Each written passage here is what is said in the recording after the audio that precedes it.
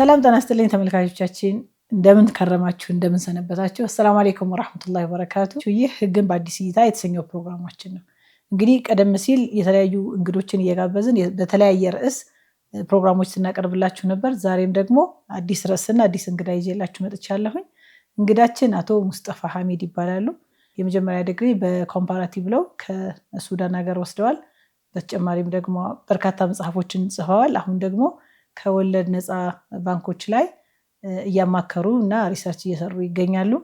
ዛሬ የሸሪዓ ፍርድ ቤቶችን በተመለከተ ለምንድን ነው አብዛኛዎቹ በተለይ ከቤተሰብ ጉዳይ ጋር በተያያዘ አዋጅ ቁጥር 18892 ለሸሪዓ ፍርድ ቤቶችን ለማቋቋም የወጣ አዋጅ ነው።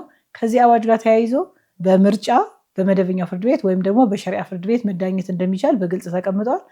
ነገር ግን አብዛኛው ሰው በሸሪዓ ፍርድ ቤት ሳይሆን በመደበኛ ፍርድ ቤት ጉዳዩን ያስኬዳልና ከዚህ ጋር ምንድነው ችግሩ፣ መፍትሄውስ ምንድነው የሚለውን ከወንድም ሙስጠፋ ጋር እናወራለን ማለት ነው። ወንድም ሙስጠፋ እንኳን ደህና መጣ።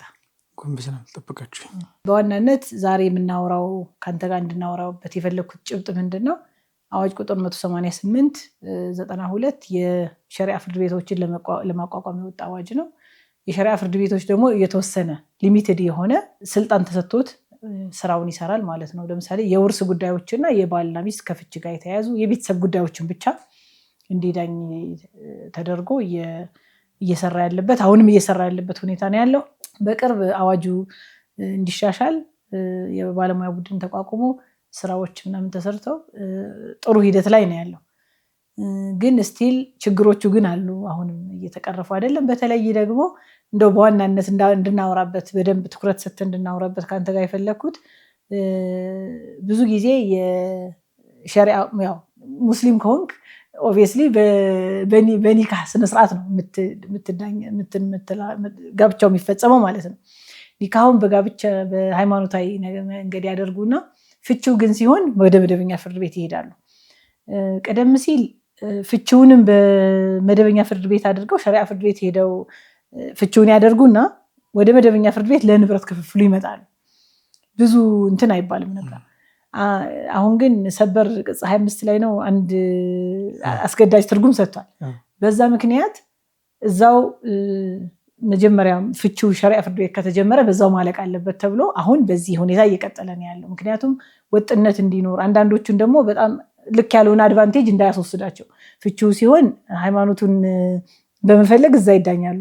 ሌላ አድቫንቴጅ ለመውሰድ ደግሞ ሌላ ቦታ መሄድ ደግሞ ተገቢ አይደለም ተብሎ በዛ አግባብ እየተካሄደበት ነው ያለው። ግን ብዙ ጊዜ ችግር ይገጥመናል። በተለይ ከንብረት ክፍፍል ጋር በተያያዘ ከቀለብ ጋር በተያያዘ ከአፈጻጸም ጋር በተያያዘ ብዙ ችግሮች ይገጥሙናልና እንደው አንተም እዛው አካባቢ ስለምታማከር እነዚህን ችግሮች ምንድናቸው፣ መጀመሪያ የችግሮቹ መንስኤዎቹ ምንድናቸው፣ ከዛስ እንዴት አድርገን እንፈታቸዋለን፣ መፍትሄዎቹ ምንድናቸው የሚለው ወደ መጨረሻ እንጠቁማለን። ግን ምንድናቸው ችግሮቹ ከሚለው ተነስተን የተወሰነ ሀሳብ እንለዋወጥ።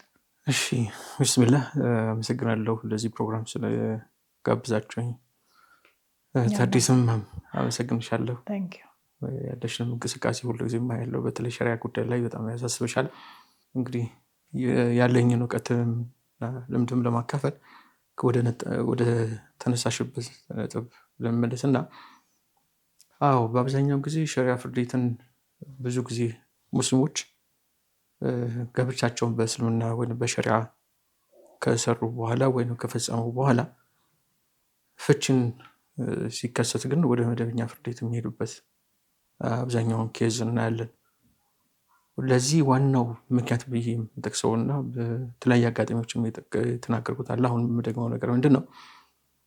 የአዌርነስ ጉዳይ ነው፣ የግንዛቤ ጉዳይ ነው። ያ ምንድን ነው? በብዛት ስለ ጋብቻ ነው የሚወራው። በቤተሰቦቻችንም በመስጊዶቻችንም በተለያዩ የዳዋ ስራዎችንም ወይም የስብከት ስራዎችን ስንመለከት የሚሰራው ስለ ጋብቻ ጠቀሜታ፣ ስለ ጋብቻ ጥሩነት፣ ስለ ጋብቻ በእስልምና ያለው ቦታ፣ አንድ ሰው ከመግባቱ በፊት ወንዱ ምን ማድረግ አለበት፣ ፕሪሜሬጅ ትሬኒንግ የምንለው ነው በዳዋችን ላይ ማለት ነው። አሁን ጥሩ ፌዝ እየመጣ ነውና አንድ ሰው ምን ሲሆን ነው? አመሰግናለሁ ካላችሁ ምን ማድረግ አለበት? ምን ሲያደርግ ምን ሲያሟላ ነው ወደ ጋብቻ መሄድ ያለበት? አንድ ሴትም እንደዚሁ እንዴት ነው የምትመርጠው? የትዳር አጋሯ እንዴት ነው የምትመርጠው? ሙስሊሙ ወንድየውም እንዴት ነው የትዳር አጋሩ የሚመርጠው? አላህ እንዴት ነው በረካ ሊያርግላቸው በረከት ሊያመጣላቸው የሚችሉት? የትዳር ጠቀሜታዎች ምንድን ናቸው በሚለው ላይ ነው ትኩረት የሚደረገው። ከዛ በኋላ ግን አንድ ጋብቻ ከመፈጸሙ በፊት ሊሟሉ የሚገባቸው ሪኳርመንቶችም ቅድመ መስፈርቶች አሉ። ስለነዛ ብዙም ዲቴይል አይወራም፣ በግልጽ አይወራም። ሁለቱም ከተስማሙ የመጀመሪያ ኹጥባ ላይ ወይም ኺጥባ ላይ ወይም መተጫጨት ላይ እስላማዊ ወጉንና ስርዓቱንና ተኪዶ ጋብቻ እንዲፈጸም የሚደረገው። ጋብቻው በትክክል ሞልቷል፣ እንዴት ነው የተሟላ መሆኑ የሚችለው? የህግ ስርዓቱም የሸሪዓ ህግ ስርዓት ተሟልቷል አልተሟላም የሚባለውን ነገር በብዛት ለሰውም አይነገረውም። ጋብቻ ከመፈጸሙ አንጻር ብቻ ነው ሰው የሚያየው። ከዛ በኋላ ግን ጋብቻ ውስጥ ከተገቡ በኋላ ሸሪዓ ያስቀምጣቸው ብዙ ነገሮች አሉ ከጋብቻ ጋር የተያያዙ። የባል መብት፣ የሚስት መብት፣ የልጆች መብት፣ የባልና የሚስት የጋራ መብቶች እና የሚስት ግዴታ እንደ ሚስት፣ የባል ግዴታ እንደ ባል። ሁለተኛ ደግሞ ሁለቱም የጋራ ግዴታ አላቸው፣ ሁለቱም የጋራ መብቶች አሏቸው። የልጆች ግዴታ ምንድን ነው? የልጆች መብት ምንድን ነው? በዛ ውስጥ አለመግባት በሚፈጥሩበት ሰዓት ላይ ምን አይነት ፕሮሲጀሮች መካሄድ አለበት? ወደ ፍች እስልምና 1 2 3 ብሎ ፍቺን ለ3 ያደረገው የራሱ ቤተሰብ መናጋት የለበትም። በአንድ ጊዜ መናጋት ስለሌለበት አንድ እድል ሰጥቷል፣ ሁለተኛ እድል ሰጥቷል፣ ሶስተኛ እድል የሰው ልጅ የመጨረሻ ነው። አራተኛ ከሆነ ጋብቻ ጨዋታ ይሆናል በሚለው ነው 3 እድል የተሰጠውና እዛ ውስጥ ምንድን ሲሆን እነዚህ ነገሮች የመጀመሪያው ካለፈ በኋላ ሁለተኛው ከዛ እንዲያስብበት በደንብ እንዲጠነቀቅም ጭምር ከዛ አይ እድልህ እያለቀ ነው አንድ ብቻ ምናምን ሲቀር ደግሞ የበለጠ ተጠንቀቀ እዚህ ላይ እንዲጠነቀቁ ነው። ሁለቱንም ነው የጋራ እሴት ስለሆነ የጋራቸው ውጤት ስለሆነ መፍታት በሸሪዓ በእናንተ እጅ ስለሆነ ተጠንቀቁ። እናንተ አይደለም ልክ ነው ሚስ አንደርስታንዲንግ ነው ኖ ግን ልክ እኔ በአብዛኛው ጊዜ ወንዱ ነው መፍታት የሚችለው። እስልምና የሚያስቀምጠው እሱ ነው። ግን በአብዛኛው ወንዱ ይፈታል ብለን ብቻ ግን ለሴቷ መብት የላትም ብለን ማለት አይደለም። ምክንያቱም ሴቷ ራሷን ከጋብቻው ነፃ የምታደርገበት ሸሪዓ ያስቀምጣቸው ነገሮች አሉ። ለምሳሌ ሁሉ አለ መኖር ማችበት ከሆነ እሱ ችግር እያደረሰባት ከሱ ጋር የሃይማኖት ለማስቀጠል የሚያስችል በቃ አጠቃላይ ጋብቻውን ከሱ ጋር የማስቀጠል ሁኔታ እንደሌለ ካወቀች መጠየቅ ነው መፈታት ትችላለች። አብዛኛውን ጊዜ ግን ይሄ ነገር ሚስ አንደርስታንዲንግ ስለሚሆነው ትችላለች አልኩሽ። ልክ ላይ ትችላለች። እኔ ፈትቼሻለሁ አልፈታሁትም የሚለው ቃሉ መውጣት ያለበት ወርዲንጉ ከባልየው ስለሆነ እሱን ለማለት ነው እንጂ ሴቷ የመጠየቅ መብት የላትም በሚል አይደለም። መጠየቅ ትችላለች፣ ራይትም አላት፣ መብት አላት። ይሄን ሁሉ እስልምና አስቀምጧል። ያንን አለማሳወቅ በጎነቱን ብቻ ከላይ ብቻ ለማነሳሳት ብቻ መናገር ዲቴል አለመግባት ጋብቻዎች ብዙ ጊዜ ሲናጉ ከተናጉ በኋላ ችግር እንዲፈጠር ያደርጋል። ያንን ግንዛቤ ውስጥ አለማስገባት ነው። ሌላ ከጋብቻ በኋላ ፍቺ ነው ሲፈጠር አለመግባት ካለ ፍቺ አለ። አላህም ኒካህ አድርጉ ብሏል። ስለ ኒካህ በደንብ ጠቅሷል። እንደገና ደግሞ በሁለት ቦታዎች ላይ የፍቺን ህግጋት በደንብ አስቀምጠዋል። 3 እንደውም ሱረቱል በቀራ ላይ በደንብ አስቀምጠዋል። ስለ ሱረቱል ኒሳ ላይ የሴቶች ምዕራፍ ላይ እንደውም የሴቶች ምዕራፍ ነው ያለው። ስለ ሴቶች ጉዳይ ለምሳሌ እዛ ጉዳይ ላይ ስንመለከት ሴቶችን አትጥሏቸው፣ በመጥፎ እይታ አያተዋቸው፣ መህሮቻቸውን ጥሎሻቸውን በፍላጎቶቻቸው ስጧቸው፣ ስትፈቷቸውን በስነስርዓት ያዟቸው የሚሉ ብዙ ህግጋቶችን በሴቶች ምዕራፍ ውስጥ ነው የጠቀሰው። ይሄ እስልምና ለሴት ልጅ የሰጣትን ክብር ነው። ሱረቱ ጠላቅ ላይ ራሱ ደግሞ እንደገና ይመጣና የፍቺ ምዕራፍ ላይ ይሄድና ፍቺ እንዴት መደረግ እንዳለበት፣ ቀለብ እንዴት መወሰን እንዳለበት፣ ስንት ጊዜ የወር አበባ መጠበቅ እንዳለበት በሶስቱም ቦታዎች ላይ በተለይ ደግሞ ፎከስ አድርገው እርጉዝ አለመሆኗን ለማረጋገጥ ማለት ነው። ስትወጣ እሱ እርጉዝ ብቻ አይደለም፣ አንደኛ እርግዝና አለ የለም የሚለውን ለማረጋገጥ፣ ሁለተኛ ያን ምክንያቱም ራሱ ምንድነው ሁለት አንዳንድ ጊዜ እዚህ ላይ እርግዝና በዋናነት ምክንያት እርግዝና መኖር አለመኖሩን ለማረጋገጥ ነው። ሁለተኛ በመደበኛ ፍርድ ቤት የማሰላሰል ጊዜ እንደሚሰጠው የሸሪዓውን 3 ወር ያደረገው እኛ መደበኛ ፍርድ ቤት 1 ወር ነው አይደለም እንዴ? ስለዚህ መደበኛው ከኛ ቀድቶ ነው ከኛ ብዙ አንቀጾች ይወሰዳሉ። ምክንያቱም አብዛኛው የህግ ሶርሶችም ከሰማያዊ ህግንና ወይንም የሸሪዓ ህግን አላህ ነው ሁሉንም ህግ ያደነገገው ከሰው ሰራሽ ጋር መመሳሰል አንችልም። ተቀዳምን ነው ሸሪዓ ሳይሆን የሰው ልጆች ከሸሪዓው ሊቀዱ ይችላሉ። ስለዚህ ፍቺ በሚፈጸምበት ሰዓት ላይ እንዴት ነው የሚፈታው? በምን ሁኔታ ነው የሚፈታው?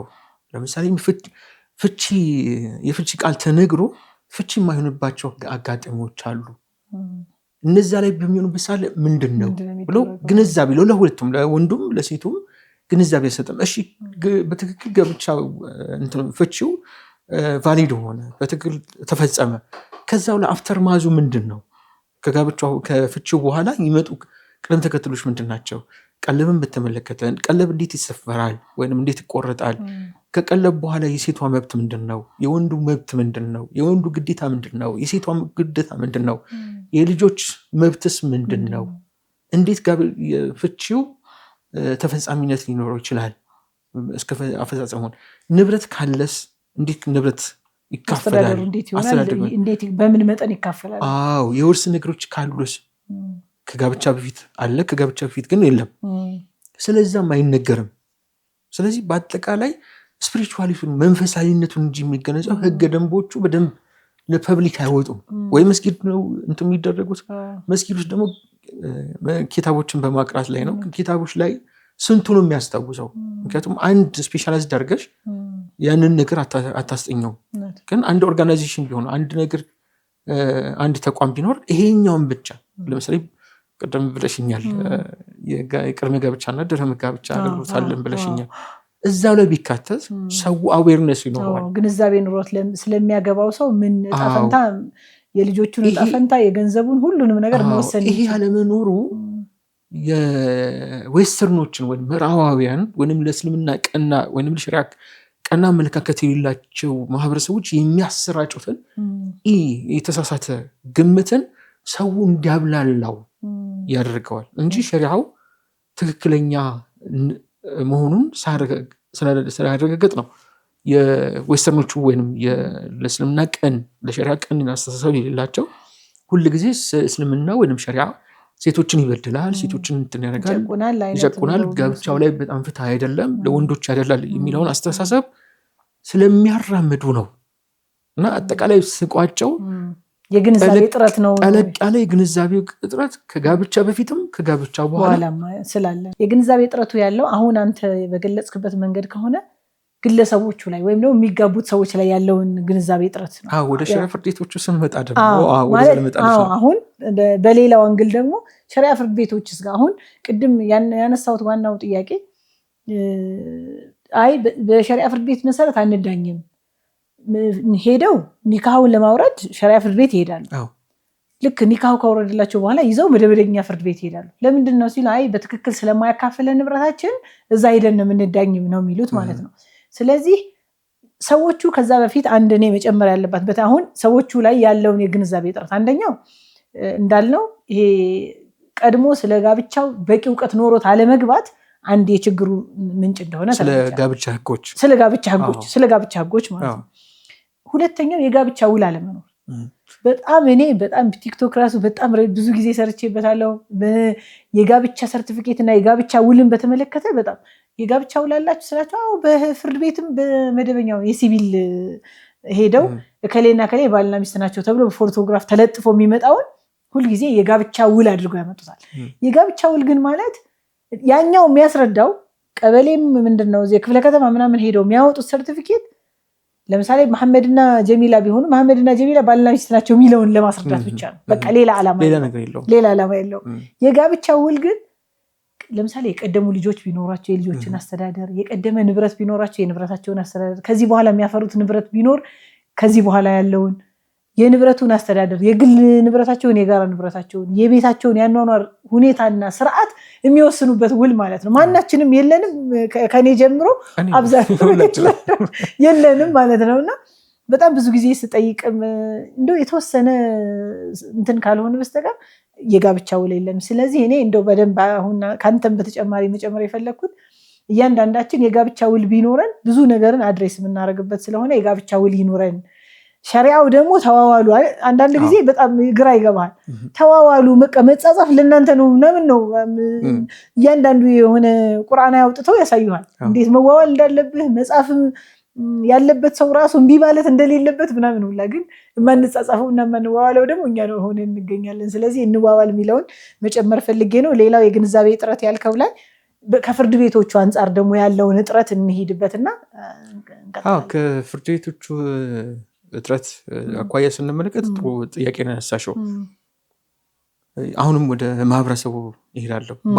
በተወሰኑ ሰዎች ላይ ወይም በተወሰኑ የማህበረሰብ ክፍሎች ላይ ጉዳያቸውን ሸሪዓ ፍርድ ቤት ያቀረቡ ሰዎች ላይ የሚሰጠው ብይን ወይም ውሳኔ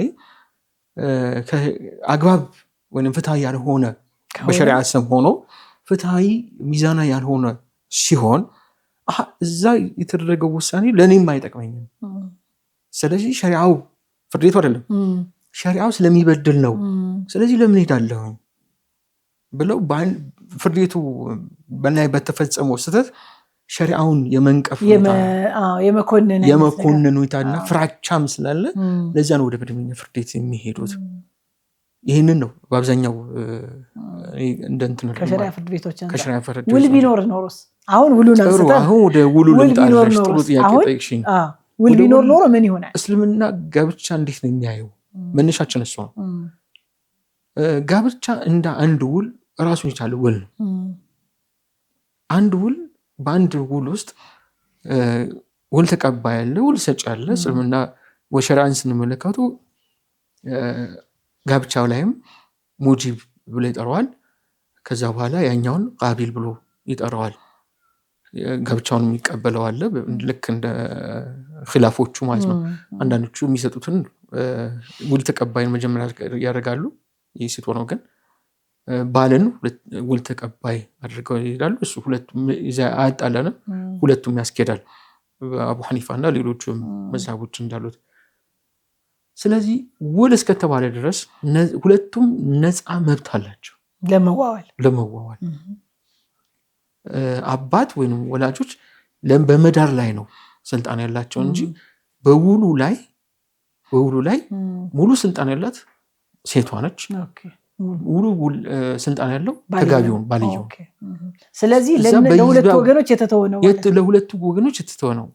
በዛ ውል ላይ መካተት ያለባቸው ነገሮች ካሉ በዝርዝር መካተት ይችላሉ። አሁን አብዛኛውን ጊዜ ስትመለከች በየቤቱ የሚጻፈው እንደገጣሚ እኔ ያዘጋጀሁት ያንን ፎርም ሰው እንዳይቸገር፣ ግን እዛች ፎርም ላይ ብዙ ጊዜ የምንናገረው ነገር ምንድነው? ያቺ የሸሪዓ ፍርድ ቤቷን ማለት ነው። ሸሪዓ ፍርድ በየቤቱ የምንዋዋልባት ፎርም ነጃሺ የሚያሳትማት ማለት ነው።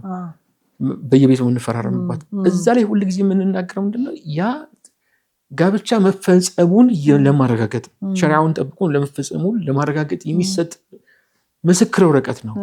ቃዲው አለ የሚያፈራርመው፣ እሱ ሸሪዓውን ጠብቆ ለማጋባቱ ፊርማው አለ።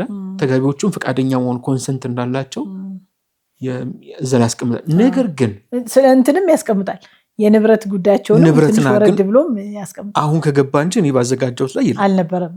እኔ ባዘጋጀሁት ላይ የለም። ከቱም ሌላው ፎርማን እኔ ፎርማን ያዘጋጀው የጋብቻዋን ኮንሰንት ምናምን የሚገልጸው ኮንሰንት የሚለውን የሚገልጸው እና ሌላ በዛው በእንትኗል በውሎ ላይ ተጨማሪ ውል ካላቸው ለምሳሌ እስልምና በግልጽ አስቀምጧል። መደበኛው ህጋችን የቤተሰብ ህጉ ከጋብቻ በፊት ያስመዝግቡላል። እስልምናም ሁለቱም ንብረት የማፍራት ከጋብቻ ፊት ንብረት የማፍራት መብት አላቸው።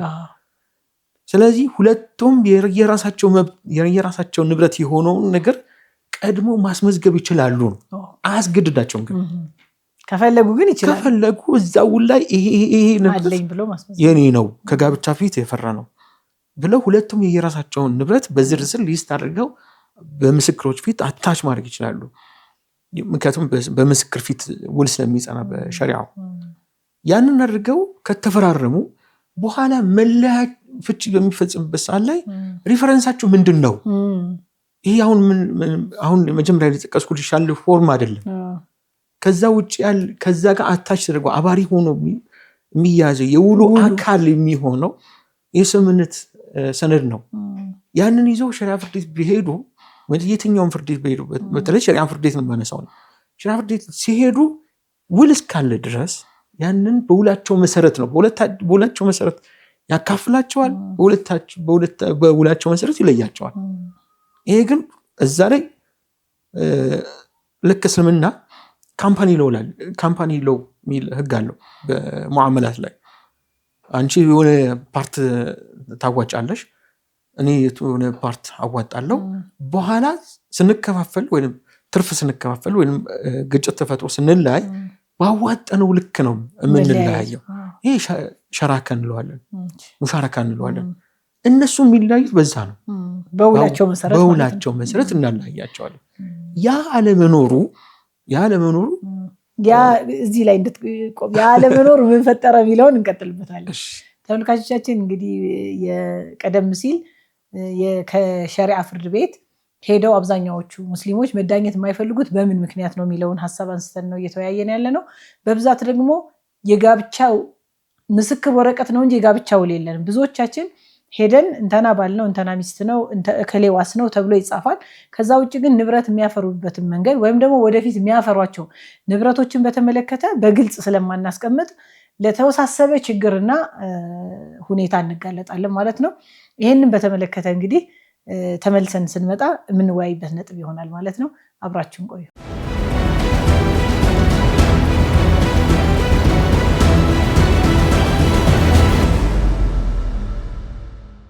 ተመልካቾቻችን እንግዲህ ከአፍታ ቆይታ በኋላ ተመልሰን መተናል። ቅድም ትንሽ ወደኋላ ልመልስህና የውሏ ላይ የተወሰነ ነገር አውርተን ነበር ያቆምነው ማለት ነው። ምክንያቱም ግልጽ ውል ስለሌለን እኛ ሸሪዓ ፍርድ ቤት ሄደን በአግባቡ ያካፍል። ሸሪዓ ፍርድ ቤቱ ማለት ሸሪዓው በአግባቡ ስለማያካፍለን ነው። ሸሪዓ ፍርድ ቤቱ ላይ ችግር ስላለ ነው። ውል ስለሌለን ነው።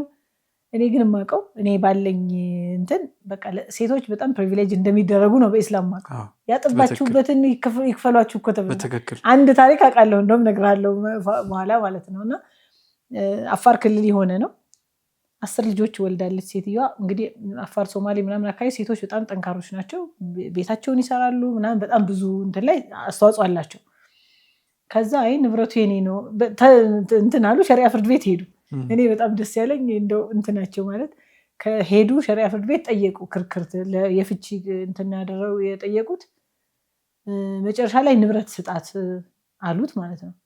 እንደዛ ሆና አንድ ልጅ በጀርባ ዝዬ አንድ ልጅ እንዲያጠባሁኝ ነው ግመሎቹ የተፈሩ። በጣም በርካታ ግመል ኦልሞስት ባለ ሀብት የሚባሉ ናቸው። እና መጨረሻ ላይ አይ በእሷ ስም አይደለም በራሴ ስም ነው እንዲሆኑ የገዛሁት ነው ምናምን ብለው እምቢ አሉ ሰውዬው ማለት ነው። ስንት ልጅ ወልዳቸዋል ሲሏቸው 10። ላለፉት 20 ዓመታት በማርገዝ በማጥባት በመውለድ ላይ ነው ያለችው ሴትዮዋ። ያን ሁሉ ጊዜ እያጠባች ነው። ካልኩሌት አድርገው በቃ ሁሉም ግመሉ ሰጅ ብያታለሁ ገላገሉትና አይ እንደሱ አይደለም እኮ ነው በቃ ጨርሻለሁ፣ ሂዱ ከተስማማ ባል የሆነ ትቀጥላለች ካለች ትቀጥላለች፣ ካልሆነ ግን እሷ 20 ዓመት ያጠባችበትን ካልኩሌት ብናደርገው እንደውም ሌላ ግመል ፈልገት አመጣለሁ አይደለም ይሄንን ያለውን ብለው ፍትሃዊ ሚዛን በጣም ሚዛን እና አንዳንድ ጊዜ ማስረጃ ማታመጣላቸው ግን ሪሊ የሰራቸው ምናምን አሉ። አሁን እኔ በርካታ ሴቶች አሉ ማለት መርካቶ እንዴት አጥፈው እድሜ ዘላለማቸውን ንብረት ያፈራሉ። አረብ ሀገር ሄደው የልጅ መውለጃ ጊዜያቸው እስኪያልፍ ድረስ ንብረት ያፈራሉ። እሱ እዚህ ሆኖ ማለት ነው። በእስልምና እንግዲህ የሴቶችን አትንኩ ነው የተባለዋል። የሴቶችን እነሱ የለፉበትን አትንኩ ነው። አሁን ግን በተቃራኒ ነው እየሆነ ያለው ማለት ነው። ከዛ ልክ ሸሪዓ ፍርድ ቤት ስትሄድ የተመዘገበ ነገር የለህም፣ ፕሮፐርሊ የሚያስረዳልህ የለሽም ተብላ ትወጣለች ማለት ነው። ስለዚህ ምን ያደርጋሉ? ኢቭን የሚሄዱት ስለተቸገሩ ጭምር ነው። እኔም ስለምቸገር የጉዳዩ ፓርት ስለሆንኩኝ እኔ በተቻለ መጠን ሲመጡ ስመክር ምናምን ሸሪዓ ፍርድ ቤት ሄደው እንዲዳኙ ጥረት አደርጋለሁ። ማለት የሸሪዓንም ትክክል አይደለም ዑለማዎችም ሸሪዓ ፍርድ ቤት አማራጭ እያለ እንዴት መደበኛ ፍርድ ቤት ይሄዳሉ የሚል ጉዳይም ስላለው ማለት ነው። ግን በጣም ፍትሃዊ ሳይሆን ታገኘዋለህ። አንተ የልጅ መውለጃ ጊዜዋን እድሜው ጉልበቷን ምናምን ጨርሳ በኋላ ደግሞ እዚህ መጥቶ ንብረቷን ይዞባት ይሄዳል። እንደሱ የሚሆነው እኔ የትኛው ላይ ነው ችግሩ የተፈጠረው? ሰዎቹ ላይ ያለው የግንዛቤ እጥረት ነው ወይስ ደግሞ እኛ መጀመሪያ ውል ስለሌለን ነው? ውል ከሌለንስ በቃ ውል የላችሁም እና ዝም ብሎ በነፃ ሂዱ ልንባል ነው ወይ? ምን መሆን አለበት ብለው እንደው የተወሰነ ሐሳብ ብናነሳ። ጥሩ። ውል ስለሌላችሁ በተለይ ሴቷ ውል ከሌለሽ ሰርቶ የሚመጣው እሱ ስለሆነ እሱ ስለፈራው ትሂድ ነው በአብዛኛው ጊዜ ውሳኔዎችን ስንመለከት። ከሸሪዓ አኳያ እዚህ ላይ የዳኞች ክፍተትም አለ ብዬ ገምታለሁኝ። የዳኞች ክፍተት ያለው ምንድነው? አንደኛ በዳኞቻችን ሁልጊዜ ማከብራቸዋለሁ። ዳኞቻችን ብቻ አይደሉም፣ የሃይማኖት መምህሮቻችን ስለሆኑ መሻይኾቻችን ስለሆኑ ትልቅ ከበሬታ ነው። በትግል ነው እዚህ ደረጃ ላይ ደርሱትና ሁሉ ጊዜ አከብራቸዋለሁ። አሁንም በእናንተ ፊትም እንደማከብራቸው እድሉን ስጭና ጀዛኩሙላሁ ኸይረን እላለሁኝ። ግን እነዚህ መሻይኾች ዘመናዊውን እውቀት ቢታከሉና ቢታገዙ ይሄ ክፍተት አይፈጠርም። ያ ምንድነው? ማስረጃ የለሽምና የማስረጃ ሸክሙ አንቺ ላይ በአንቺ በኩል የቀረበ ነገር ስለሌለ በባዶ እጅሽን ውጪ አይደለም የሚባለው። ሸሪዓ የሰጣቸው እንትኖች አሉ፣ ሂደቶች አሉ። አንድ መጀመሪያ ይሄኛውን ንብረት የለሽም አለሽ የሚለውን በእነሱ በኩል የመጨረሻ ውሳኔ ከመስጠታቸው በፊት ወደ ግልግል ዳኝነት፣ ወደ ቤተሰብ ዳኝነት እንዲመሩ ማዘዝ አለባቸው። ሁለተኛ ለምንድነው የቤተሰብ ሽምግልና ውስጥ የምንሄደው? በፍርድ ቤት የማይነገሩ ነገሮች ቤተሰብ ሽምግልና ላይ ስለሚታይ ነው። እንደገና ቤተሰብ እንደ ቤተሰብ ነው፣ ሁለቱንም ለማስታረቅ ነው የሚሄደው። ሲለዩም በዛው ሂዱ ፍርድ ቤት ስለ ዝምድናቸው ስለምናቸው የሚያውቀው ነገር የለም። በቃ ፍርዱን ይሰጣል፣ የሁለቱም ህይወት በዛው ይቀጥላል። ቤተሰብ ሽምግልና ግን ሁለቱ ፍቺ ቢፈጽሙም በመሀላቸው የተፈጠሩ ልጆች ስለሚኖሩ በሁለቱ መካከል የተፈጠሩ ልጆች ሁለቱንም የሚያገናኙ ቦንዶች ናቸው። ስለዚህ ዝምድና አይቋረጥም፣ ጋብቻው ይቋረጣል እንጂ ዝምድና አይቋረጥም። ሁለተኛ የንብረት ክፍፍሉ እንኳን ቢደረግ የንብረት ክፍፍሉ ለየግላቸው አይደለም። ካየ ነው በተወሰነ መልኩ 50-50 አድርገን ነው ሰለ የተወሰነው ለልጆቻቸው ነው የሚሆነው፣ የተወሰነው የራሳቸው አዲስ ህይወት የሚመስሉበት ሂደት ነው ያለው። ስለዚህ ወደ ቤተሰብ ሽምግልና መምራት ያለበት። ሁለተኛ ማስረጃ ያልቀረበባቸው ሁኔታዎች ውሉ አሁን እንዳልሽኝ እንዳነሳ ነው ማስረጃ ያልቀረበበት ጋብቻ እንዴት ነው እንትን ሊያደርግ የሚችለው? በዜሮ ትውጣ ሸሪዓ አይልም። ለምን? ጋብቻውን አብራ የጋራ ቤት ስለሆነ ፓርትነርሽፕ ስላለ የጋራ እኩል ይለፋሉ ወይም የተለያየ አስተዋጽኦ ያደርጋሉ። እሷ ውጭ መስራቷን ቤተሰብ መጠበቅ ውጭ የመስራት አቅሟን ትታ ነው ቤተሰብ የሚያህል ተቋም ጠብቃ ባል በኖርማል ወይንም በንጹህ ህሊና ውጭ ሰርቶ እንዲመጣና ሀብት እንዲያመጣ የምታደርገው እሷ ነች። ስለዚህ የዚህን ሰዓት ምንድነው ሸሪዓ ዳኞች የሰጣቸው መብት አለ። ያንም ብዙ ጊዜ የኛ ሸሪዓ ፍርድ ቤት ላይ ብዙ ጊዜ ውሳኔዎችን በምናይበት ሰዓት ላይ ያንን ግምት ውስጥ አያስገቡም። ያ ምንድነው? ሱልጠቱ ተቅዲርያ የምንለው ነገር አለ። የዳኞች ግምት፣ ህሊናዊ ግምት፣ የዳኝነት ግምት ምንድነው ይሰራሉ። ምን ያህል ንብረት ነው የፈራው? በዚህ ውስጥ አንድ ሚስት ቤት ውጭም ባሰራ ምን ያህል ኢንቮልቭመንት ነበራት የሚለውን ብትሆን ልጆቿን ያን ሁሉ እሷ ልጆቿን ባትይዝለት እኮ ያንን ንብረት አያፈራም። በጣም እንትን እኮ ነው፣ በጣም ከፍተኛ ሌበር እኮ ነው የምታጠፋው። ከአንድ ልጅ ጋር ቀን ሙሉ መዋል አስቢው፣ ከ2 ከ3 ልጆች ጋር እንደ ስራ አይቆጠርም። ባይ ዘ ወይ በጣም ስተቱ ጠዋት ትነሳለች፣ ማታ ስራ ማለት የቤት መቤት መሆን ነው። ጠዋት ትነሳለች፣ ማታ ነው የምተርፈው። እንደው 8 ሰዓት ነው ይሰራ የሚባለው። የነሱ ሰዓት እኮ በስነ ሰዓት የለው። ያንን ሁሉ የሱ ኤፈርት ነው ለሱ ስኬታማነት። ስለዚህ ግማሽ እንኳን ባይሆን ዳይሬክት እንትኑ ላይ የመደበኛውን እንኳን ባንከተል ያኑ ነው ዳይሬክት እሱ ንብረት በማፍራቱ ላይ የቀጥተኛ ተሳትፎ ባይኖራትም ኢንዳይሬክት በተዘዋዋሪ ተሳትፎ ነበራት። ስለዚህ ግማሽ እንኳን ባንል ልክ ውርስ ላይ እንደተቀመጠ ውርስ ላይ 2/3 አለ፣ 1/3 አለ፣ 1/6 አለ፣ 1/4 አለ፣ 1/2 አለ። ግማሽ የምንለው ነው። ግማሹን እናውጣውና ሌሎችን እንትኖች አሉ፣ ክፍልፋዮችን ፍራክሽን እንትኖች አሉ። ዳኞች የህሊና ግምት ላይ ተሰጣቸው መብት ስለሆነ በህሊና ግምታቸው ውስጥ እቺ ሴት የተጋባቸው መቼ ነው? የተፋቸው መቼ ነው? በስንት ዓመት በትዳር ውስጥ ቆይተዋል? በትዳር ውስጥ መጀመሪያ ሲነሱ የሁለታቸውም ኢንካም ምንድን ነበር?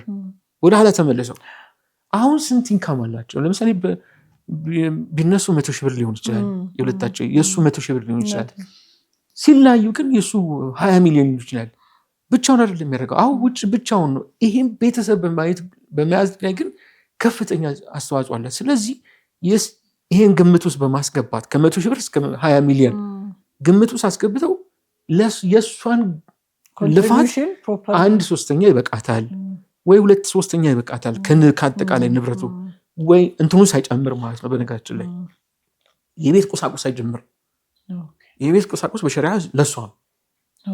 ብዙ ጊዜ እኔንም ወስዶ ይላል ወንድየው፣ የቤት ቁሳቁስ ለሷ ነው። ይህንን አንናገርም እኛ።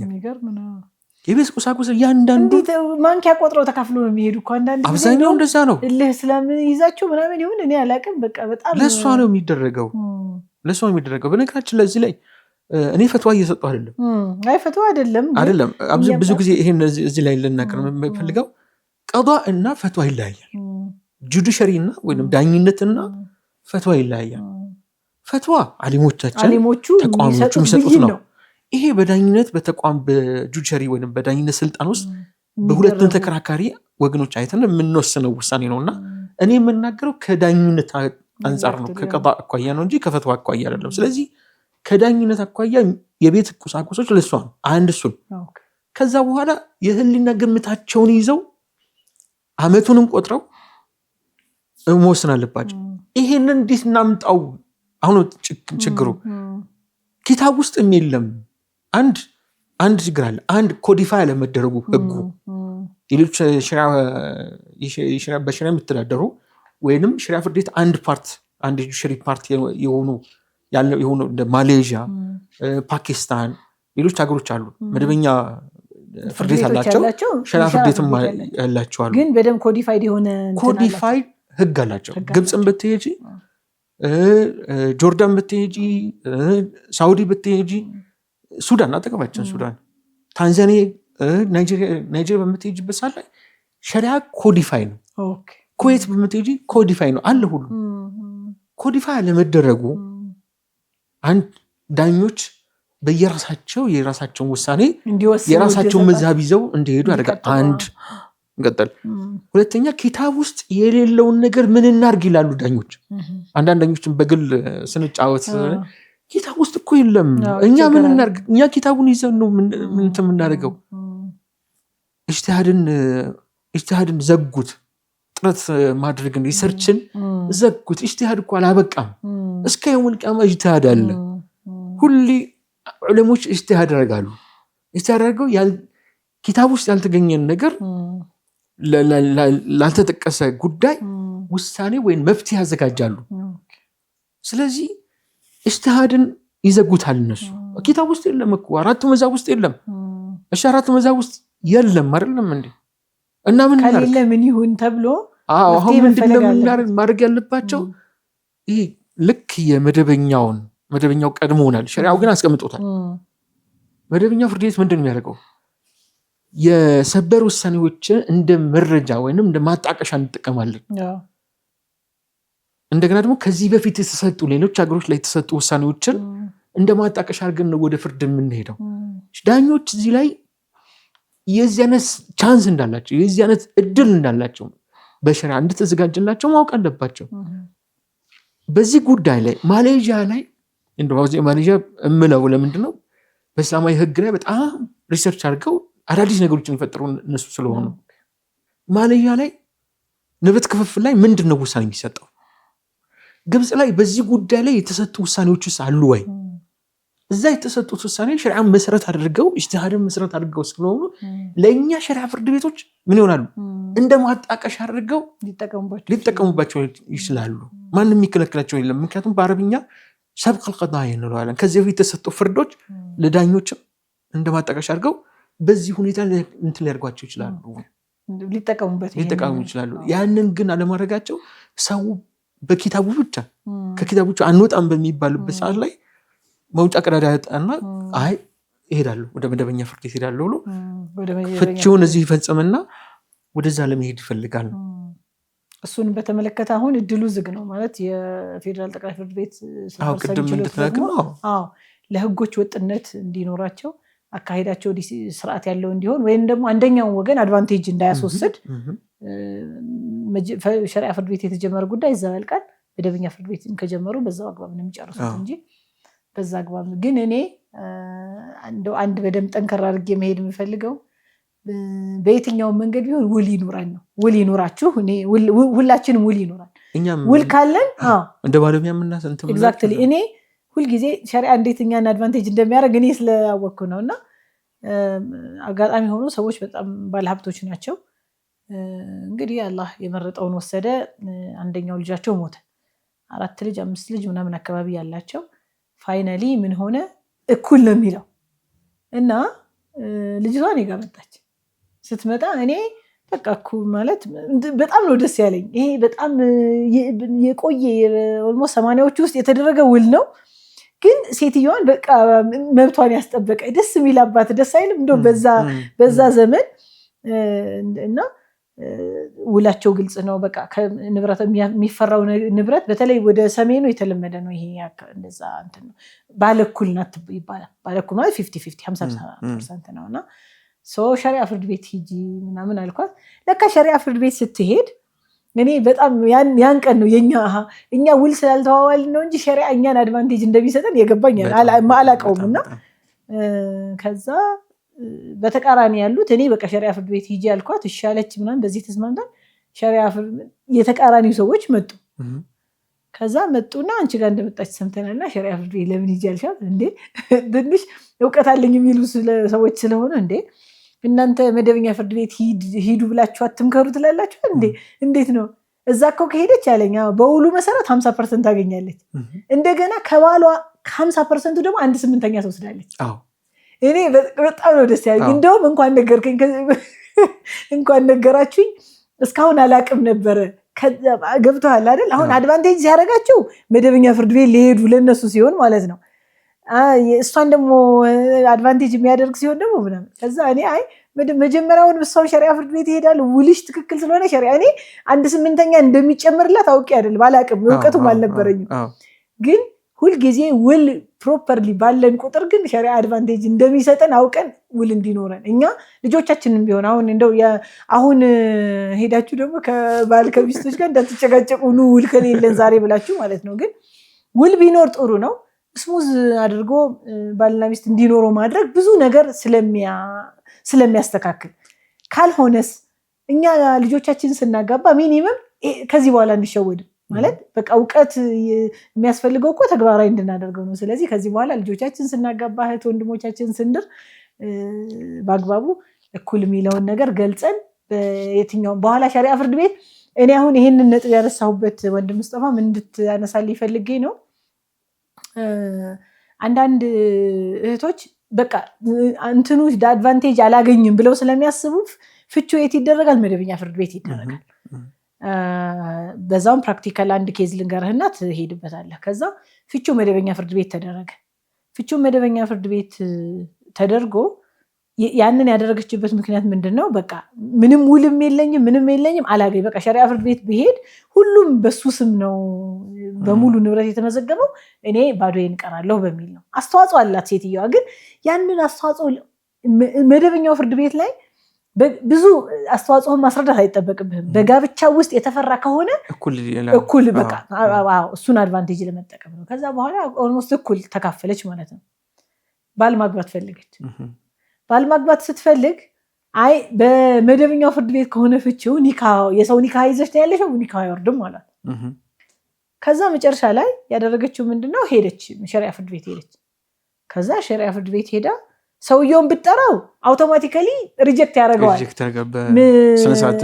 በስነ ስርዓቱ መሰረት ኦሬዲ መጀመሪያ ፍቺ ተደርጎ ሁለተኛ ፍቺ የሚባል የለም በአንቀጽ 5 ማለት ነው yes ሁለተኛው ሰውየው ብትጠራው አይመጣም ሰውየው ብትጠራው አይመጣም አይደለም ቢመጣ ስለሚቃወም ውድቅ ያስደርግባታል ኦሬዲ ፍቺ ስለተፈጸመ በአንድ ጉዳይ ላይ ሁለት ጊዜ ፍርድ የለም ምናም ብሎ ማለት ነው አላማው ግን የሷ ኒካውን ማስወረድ ነው ሌላ ባል ልታገባ ስለፈለገች ማለት ነው መጨረሻ ላይ በጋዜጣ አስወጣች በሌለበት ማለት ነው ከዛ በጋዜጣ አስወጣ ምናምን እንዴት ሆነ ያ ጉዳይ ምናምን ስላት አይ አልቋል ኦሬዲ በጋዜጣ እንዴ ይሄ እኮ እኔ ማታለል ነው ማለት ሰውየውን እንዳይሰማ አደረግሽው እንጂ እኮ ይሄ እኔ ከማታለል ይቻላል አልኳት እኔ ይሄ እኔ ዝም ብሎ የማይም ሐሳብ ነው ግን እኔም እንደዛ ነው በቃ ሰውየው እያለ አድራሻው አገር ውስጥ እንደሆነ ያወቅ ጠርታው ፈትቻለሁ ሚላትን ቃል እንደማያወጣት ታውቃለች አይፈታም ሚስቱ እንደማይፈታ ታውቃለች ሰው ያቺን አድቫንቴጅ ለመጠቀም ሰውየው በሌለበት አሳውጆ ማድረግ ለኔ እኔ ትክክል ነው ብዬ አላሰብኩም ይሄ የፐርሰናል ሐሳቤ ነው ግን እቺ ሴትዮ ምን አማራጭ አላት ምን ማድረግ ትችል ነበር ወይ ደግሞ እንዲህ አይነት ጉዳዮች ሲገጥሙ ምን እናድርግ እንደው በጣም ብዙ ሰው ስለሚቸገርበት ማለት ነውና እኔ አንድ ሌላም ባይዶ በጣም በርካታ ኬዞች ናቸው ኢቭን ሌላ ባል አግብታ እኔ በእርግጠኝነት ምንነግርሽ አዲስ እኔ አንድ ቀን ፈትቼሻለሁ ሚልም አልወጣም የእንትን መደበኛ ፍርድ ቤት ክርክር ነበራቸው ከአፌ ማልወጣም አልፈታዋትም ሚስቴን ስቲል ነው የሚል ሐሳብ ሲነግረኝ በተቃራኒው ሆኖ ማለት ነውና እንዲህ አይነት ጉዳዮች ይገጥሙናል ስለዚህ ምን እናደርግ እነዚህ ሰዎች እቺኛውም ሴትዮ ተቸግራ ነው ምን አማራጭ ምን መውሰድ አለባቸው ሰው ወንዶች ሳንፈታም ካሉ እንግዲህ ፍቺን ያው በምክንያት ያደረገው ምን እናደርግ ምን ይሁን የሚለውን ሐሳብ እስቲ እንድትሰጠኝ ስለፈለኩ ተመልካቾቻችን እንግዲህ ውይይታችን እንዲሁ ሞቅ እንዳለ ቀጥሏል አሁንም ደግሞ ይሄንን አሁን ያነሳሁትን ሐሳብ ተመልሰን ስንመጣ እናነሳው ይሆናል አብራችን ቆዩ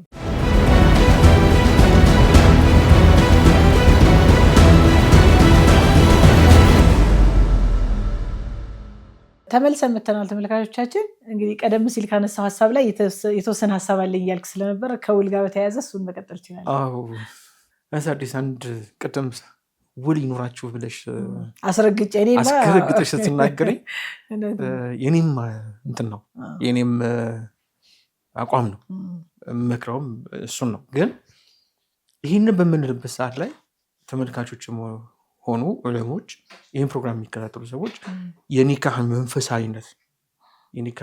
መንፈሳዊነት የጋብቻ መንፈሳዊነት በጥቅም እንዲቀየር እንዳይመስልብን ነው ይሄንን የምንናገረው እንዴት ሆኖ ይመስላል እንዴት ተዋዋሉ ማለት ዲኑ እንደውም ሰዎች እንትን እንዳደርጉት ነው ጋብቻን ለጥቅም ብለው ወደ ጋብቻ ኤማቸው እንዳይሆን ስምና ዋናው ኤም ከሐራም መጠበቅን ነው የሰው ልጅ ዝርያ አላህ ባስቀመጠው እንዲቀጥል ማለት ነው በፈቀደው መሰረት ባስቀመጠው ህግ መሰረት ይሄንን ስንል ግን ውል ይኖራችሁ ስንል ያንን መንፈሳዊ ሆነ የተናገርነው መንፈሳዊ እሴት ጥሳችሁ ሁሉም ሰው ሲጋባ ጥቅምን እያየ ጥቅምን እያስቀደም ይጋባ እያላችሁ ነው የሚል ግን እንትን የተሳሳተ ግንዛቤ እንዳይኖራቸው ነው ይሄን የምንለው ለምንድነው ውል ይኖራችሁ ሸሪዓም አልከለከለም እንደውም ውል ቢኖራችሁ ጥሩ ነው አልከለከለም ያልከለከለውን ነገር መከልከል አንችልም እንደውም ኢኒሺየት እናደርጋለን እናበረታታለን ፈክቱቡ ሆኖ አይደል ያለው ጻፉት ነው ያለው ግን እኛ ይሄንን የምንናገረው በፍርድ ቤቶች ያሉትን ኬዞችን ስንመለከት ባለጉዳዮች ወደኛ ሲመጡና ይሄን ነገር ስንመጣ ብዙ ጊዜ ውል ባለመኖሩ ሰዎች ይጎዳዳሉ ያ ነገር እንዳይደገምና መጻኢ ወይም የሚመጣው ትውልድ ያንን ችግር ደግሞ እንዳይደገም በማሰብ ነው ውል ይኖራችሁ መጋባት እንዳለ ሁሉ ፍቺ ላይ የዚህ አይነት የበፊቶቹ ችግር እንዳይፈጥርባችሁ ብለን እያነሳሳን መበዳደል እንዳይኖር አንደኛው ያንደኛውን ያላግባብ እንዳይበለጽግ ማለት ነው። ያንን እንጂ የጋብቻ መንፈሳዊነት ለመቀየር አይደለም። እኔ ከዚህ ከውል ጋር በተያያዘ በተለይ ውል መኖር አለበት የምለው አንዳንዶቹ ለምሳሌ የሚያገቡት ሰው ሀብታም ከሆነ ንብረት አስበው መኪና አስበው ቤት አስበው መግባት ስለሌለባቸው ማለት ነው። የእሱም ያላግባብ ሊወሰድበት ስለማይገባ የእሷም ያላግባብ ሊወሰድባት ስለማይገባ ማለት ነው። ሸርዓን እንደውም እኛ የምናፈራውን አትንኩብን አንፈልግም። ወሊዩን ፊቅ እንጂ ወልሱ ፊቅ አይደለም ያለው። ይስጥ እንጂ ይቀበል አልተባላችሁም። አዎ ግን እኛ የምንሰጣችሁም ከሆነ ደግሞ ያላግባብ እንደውም የላችሁም ብላችሁ አቢዩዝ አታደርጉት። ያችን እዚህ ላይ ሸርዓን ስንመለከት መንፈሳዊውን መያዝ አለብን። ሴቷ ሰራችበትን እኩል አፍርተው ንብረት የለሽም በምንልበት ሰዓት ላይ የሰው ልጅን ዳኝነት ልናስተባብል ወይም ልናታለን እንችላለን። ነገር ግን ይህንን አታለን ምድራዊ ፍትሃዊ ምድራዊ ዳኝነቱን ነው ያታለን ነው እንጂ ነገ አላህ ፊት ስንቀመጥ ስለዛች በፍርዴቱን አታለን ንብረት የላትም እሷ እየለፋች ያርገች። ለምሳሌ ቅድም ጠቅሻል የውጭ ሀገር ቤት ሰራተኞች ወላሂ በጣም የሚያሳዝኗቸው በተለያየ አጋጣሚዎችም የነሱን ኬዝ ለማየት በአንድ አጋጣሚ ሄጄ ነበር የነሱን ኬዝ ለማየት እና ፍትሃዊ መንገዶችን እንትን ለማድረግ እና በጣም በ45 ዲግሪ ሴንቲግሬድ በ50 ዲግሪ ሴንቲግሬድ ቀን ሙሉ ነው የሚውሉት። ሴትነታቸውን አተው ደክመው እዚህ ቢደክሙ ይሻላቸዋል። እዛ በሰው ሀገር ተገልምጠው ሽንት ቤት አጥበው ምን ብለው ነገ ሰው ለመሆን ነው ደስተኛ ህይወት ለምኖር። ግን እዛ የሚሰሩትን ለራሳችን ብለው ሳይሆን ለራሴ ሳይሆን ለራሳችን ብለው እዚህ ልኩታል። ከተላከ በኋላ ግን በወንዶቹ ስም ይደረጋል። ወይንም አንዳንድ ጊዜ ደግሞ ያገኘኸውን አድቫንቴጅ ያላግባብ መጠቀም። እንደው የሚገርምሽ ነገር አለ፣ የሚያጋጥመኝ ነገር አለ። እንደው ኬዙን ተመልካች ቤቷ እያለች ታስታውሰዋለች። እኔ ተመርቄ ከመጣሁ እንትን ላይ በፍርድ ቤት አካባቢ እያለሁ ይህ ኬዝ ከአንድ ጓደኛ ነው የመጣው፣ ቤተሰቡ ነው። እሷ ብዙ ዓመት ነው ሳውዲ እንትን ያጋቸው እና ትልካለች። ቤት ሰራህ? አዎ ሰራሁ። የተለያዩ ፎቶግራፊ ይልክላታል። እዚህ ደርሻለሁ፣ ይሄንን አምጪ፣ ይሄንን ትልካለች። ገንዘብ ነው የምትልከው። ጥሩነቱ እሷ ያደረገችው ነገር ምንድን ነው? የምትልከው በሰው አይደለም፣ በባንክ ነው የምትልከው። ዶክሜንት ትይዛለች። እና እሱ ምንድን ያደረገው የሚቀበለውን ገንዘብ ከእሷ የሚላከውን ገንዘብ በትክክል ቤት ሰርቶበታል። ግን በማን ስም ሰራበት? በሁለተኛ ሚስት ነው የተሰራው፣ በሷ ስም አይደለም። ይሄ ትክክለኛ ማስረጃ ይነገርበት ነው። ቀጥታ ወደ ምንድን ነው የሄደው? ወደ ሽራ ፍርድ ቤት ነው የሄደው። እንደውም ጅማ ላይ ነበር አስታውሰዋለሁ። ኬዞ ጅማ ላይ ነው። እሷም ነዋሪነቱ አዲስ አበባ ነው፣ እሱ ጅማ ነው ነዋሪነቱ። ከዛ በኋላ በቃ ሂደሽ ተከራከሪ ብለን የመጀመሪያ ደረጃ ሀሳብ አቀረብኩላት። ነገር ግን ነዋሪነት እዚህ አዲስ አበባ ስለሆነ ወደ አዲስ አበባ ሽፍት ይደረግልኝ ብለን እንድትከራከር አድርገን ወደ አዲስ አበባ ስትመጣ ሸሪያ ፍርድ ቤት እንዳጋጣሚ ጥሩ ዳኞች ስለነበሩ በወቅቱ የነበሩ ዳኞች አሉ። በማስረጃ አስደግፈን ተከራከርን። ኦልሞስት 1/3 ንብረቷ ተመልሷል፣ ሙሉ ባይሆንም። ግን እነዚህ አይነት ሰዎች እነዚህ አይነት ወንዶች በጣም ከባድ ነው። እንደው የዱንያውን ቢተውት ይሻላል። አኺራ ላይ ግን በጣም ከባድ ነው። የአላህ ሚዛን አላህን 2 ጊዜ ነው እንትን የሚያደርጉት። ዱንያ ላይ ማስረጃ ባለማቅረቡ ችግር የለውም፣ አላህ ግን ያያል። የእሷን ድካም ያያል፣ የእሱን ድካም ያያል። እዚህ ይጠይቃቸዋል። ወላሂ ደግሞ በጣም የሚገርምሽ ምዬ ነው የምናገረው፣ በዚህ አይነት ሁኔታ የተገኘ ንብረት በረከት የለው፣ ምንም በረካ የለው። እኔ ባይዘው በጣም ብዙ መቶዎች የሚቆጠሩ ኬዞች ማንሳት ይችላል። በጣም የሚገርምህ ለሚስት ሽሽት በባል ከሚስቱ ለመሸሽ ብሎ በእናቱ ስም አደረገው። እናቱ ሞቱ፣ የውርስ ክርክር ተነሳ፣ አንሰጥም ብለው እምቢ አሉ ማለት ነው። እና እንደገና ከሚስቱ አልፎ ቤተሰብ ጋር ተጣልቶ ብዙ ውስብስብ ማለት። እኔ አንድ ኬዝ ልንገርሽ። ከሚስቱ ለማሸሽ አብሮ አደግ ጓደኛው ጋር ያለውን ገንዘብ በባንክ የተቀመጠ ብዙ ገንዘብ ነበር ወደ ጓደኛው ትራንስፈር አድርገ ሚስት በባንክ ውስጥ ይህን ያህል ገንዘብ አለው ብላ አሰግደች። የለውም ምንም የለውም ተባለ። ባለው ላይ ተወሰነ። ለጓደኛው ግን ትራንስፈር አድርጎታል። በኋላ ላይ ግን እየቆየ በቃ በምፈልገው ሰዓት ትሰጠኛለህ እያለው እስልምና ምን ይላል? ወይም ወጀዛኡ ሰይአቱን ይስሉሃል። የመጥፎ ስራ ምንዳው መጥፎ ነገር ነው። ቁርአን ነው የሚለው። በሰፈሩት ቁና መሰፈር አይቀርም። እሱ ዛሬ ነገብ ስፈልገው ትሰጠኛለህ ብሎ ቶሎ እንደገና ሌላ ነገር የልጆችን ቀለብ በተመለከተ አለው የሚል ነገር እንዳታመጣ አውቁን ያዘገየው ጓደኛው። በመሀል የሚፈጠር ከሚስቱ ጋር ይጣላሉ። የጓደኛው አሳገደች፣ ለሁለት ተካፈሉ። ይሄን አውቃለሁ ማለት እንዲህ አይነት በጣም በርካታ ኬዝ ያለው በርካታ ማለት ነው። ስለዚህ ውል መኖሩ አግባባለሁ። ውል ማድረግ ለምን መሰለህ? ወደፊት የሚመጣውንም ወደኋላ ያለውንም በአግባቡ እንዲሆን ያደርገዋል። አንደኛ ኢቭን ትዳሩ ላይ የሚኖረውን አለመተማመን አሁን ለምሳሌ ንብረት ኖሮ ንብረት ፈልጋ ከሆነ የምትመጣው እሱም ሁልጊዜ በሸክ ነው የሚኖረው። እኔን ብላ ሳይሆን ንብረቴን ብላ ነው የመጣችው የሚል ማለት ነው። በፊት የነበረው ንብረት አይገባትም ተብሎ ከሆነ ግን እሷም ቀልቧ ያኛውን ሳያስብ ተረጋግታ ከዚህ በኋላ የሚፈራውን የምታስብ። ስለዚህ እንደዚህ አይነትን ነገር ራሱ ስቴብል ለማድረግ ትዳሩን ራሱ ስሙዝ ለማድረግ ውል ማድረግ በጣም ጥሩ እና ወሳኝ ነገር ነው። ዝም ብሎ እንደ ቀላል ነገር የልጆች መብት እኮ ይጎዳል። የልጆች የዛችን ሚስት እኮ መብት ይጎዳል። ሁለተኛ ሲያገባ ሶስተኛ ሲያገባ። ኦኬ ስለዚህ በዚህ እሱ ብቻ አይደለም። ለምሳሌ አሁን አንተ ያልከው ሚስቱ ጋር ተጣልቶ ሚስቱ ሌላ ሄዶ ተካፈለ እንጂ አሁን ያልከው ኬዝ አለ። እኔ እናትዮ ሲሞቱ 4-5 እህቶች ወንድሞች አሉት። ከነሱ ውስጥ አንደኛው አልፈልግም ማለች። በቃ ገንዘብ ሰጥቶ ነው ድርሻውን የለቀቀችለት። ገብቶሃል አይደል? ግን አንድ ልጅ በሌላ በወንድሙ ስም አድርጎ ሞተ። ድንገት ሲሞት የምታውቀው እሷ በእሷ ስም እንደሆነ ምናምን ነው። ፋይናሊ ካርታው ቼክ ሲደረግ በወንድሙ ስም ነው። 4 ወር እንኳን እንድትሞላ አላደረጋትም ከነ ልጆቿ ሲያስወጣ። እሱን ትያለሽ እህት አዲስ በልጅ ስም አይደለም የሚደረገው። እና ልጅ በሁለቱ በወለዱት ልጅ ስም ንብረት ይገዛል 18 ዓመት እስከሚለው ድረስ። ወንድም ሙስጠፋ አሁን ያነሳውን ሀሳብ በተመለከተ ማለት ነው በተለይ በጣም ብዙ ሰዎች ባልና ሚስቱ ላይ ትንሽ መጨቃጨቅ ነገር ሲመጣ ወይ ደግሞ ይሄ ያው እናንተ የምትወዱት በሁለተኛ ሚስት ጉዳይ አለ አይደል?